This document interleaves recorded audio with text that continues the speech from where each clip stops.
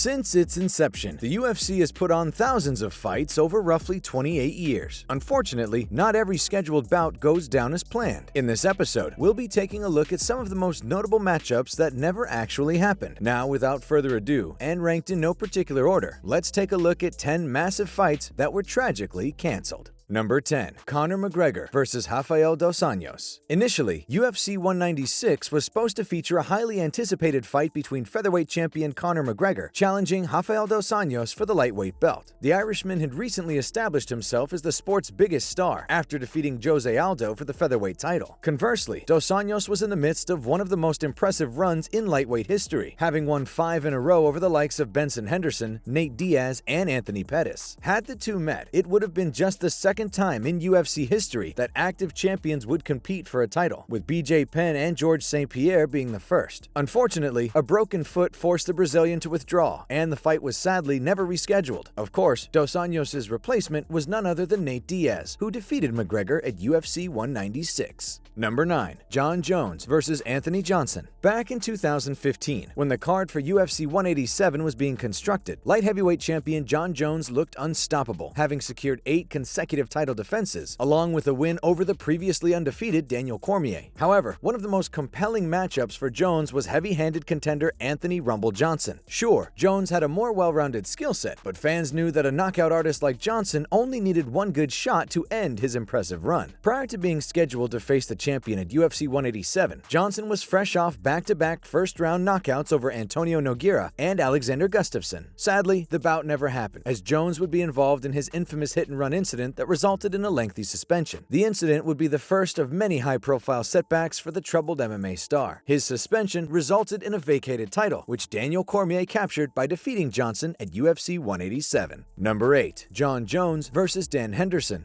UFC 151 is known to fight fans as the first event in the promotion's history to be cancelled. Perhaps the most memorable moment surrounding the ill-fated card was Dana White's reaction, calling out Jon Jones and his coach Greg Jackson for refusing to face Chael Sonnen as a replacement, which would have ultimately saved the pay-per-view. However, some fans may have forgotten that the card was initially supposed to feature a dream fight between surging light heavyweight champion Jon Jones and former Pride legend Dan Henderson. Much to the dismay of many, a ruptured MCL forced Hendo to bow out, which set the stage for the Chael Sonnen replacement controversy. Though Henderson continued to compete for several years after the scheduled event, the fight with Jon Jones was never rebooked. That said, they did end up competing in a jiu-jitsu contest later on, which Jones won with an arm triangle choke. Number 7. Junior Dos Santos vs. Brock Lesnar. The Ultimate Fighter reality series usually helps build plenty of anticipation for the eventual contest between the coaches. Season 13 helped garner interest in an already intriguing matchup between two of the biggest names in heavyweight history, Brock Lesnar and Junior Dos Santos. With their stint as coaches ended, the two were set to meet at UFC 131 in 2011. Unfortunately, Lesnar's highly publicized bout with diverticulitis, a gastrointestinal disease, forced the former UFC champion to withdraw. Dos Santos would instead face and defeat Shane Carwin via unanimous decision. Though Lesnar would eventually return to the octagon, the bout was sadly never rescheduled.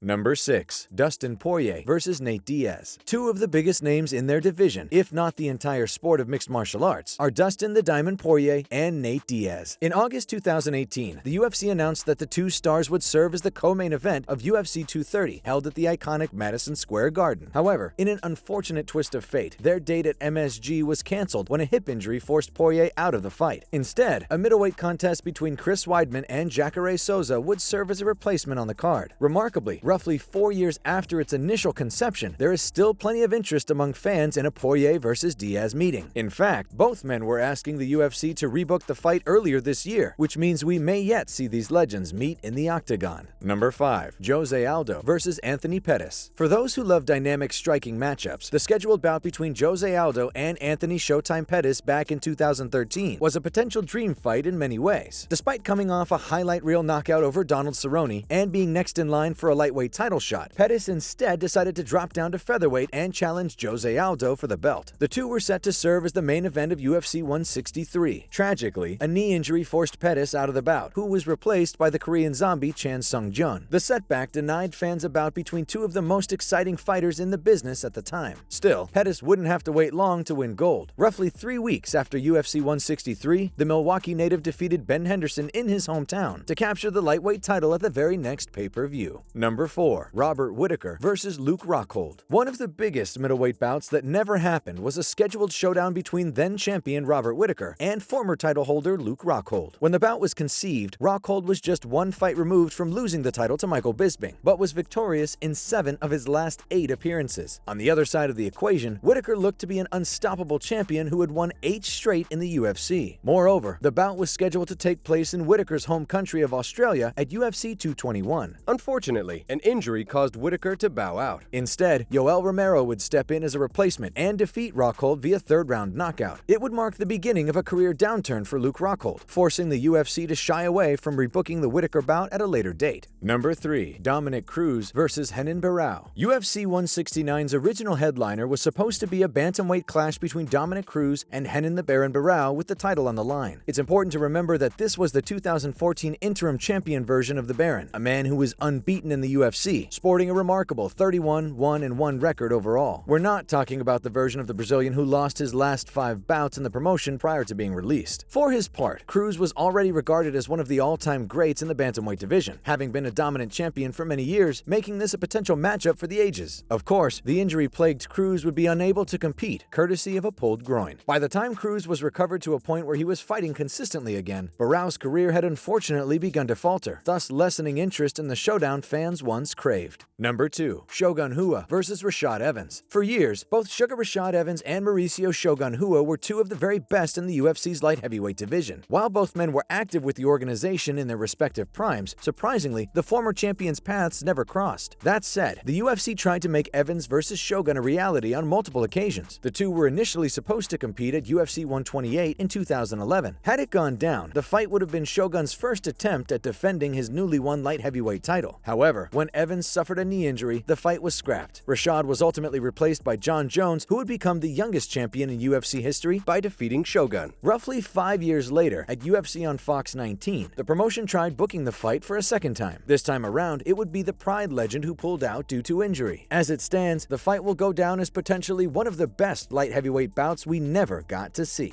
Number 1. Khabib Nurmagomedov versus Tony Ferguson. There isn't a more ill-fated matchup in MMA history than Tony Ferguson and Khabib Nurmagomedov. A fight between the two lightweight megastars was booked by the UFC 5 times, but tragically never materialized. The bout was initially scheduled back in 2015 for the Ultimate Fighter Season 22 finale, but Khabib was forced to withdraw after suffering an injury. The fight was then rebooked in April of 2016. However, this time around it was Ferguson who dropped out due to a lung issue. In 2017, The two were once again set to face off at UFC 209 for the interim lightweight title. Unfortunately, the fight fell through after Khabib became ill due to a bad weight cut. A year later, the fight was booked for the 4th time at UFC 223, but was tragically canceled yet again after Ferguson suffered an injury to his knee. The bout was scheduled for a 5th and final time in May of 2020 at UFC 249. Unfortunately, travel restrictions due to COVID prevented the two from competing. Now, in light of Khabib's retirement combined with Ferguson's recent decline, we will forever be left wondering what would have happened if the two met in their primes. As always, if you guys enjoyed the video, please be sure to let me know by leaving a like and subscribing to our channel. Apart from that, thanks so much for watching, and we'll see you on the next one.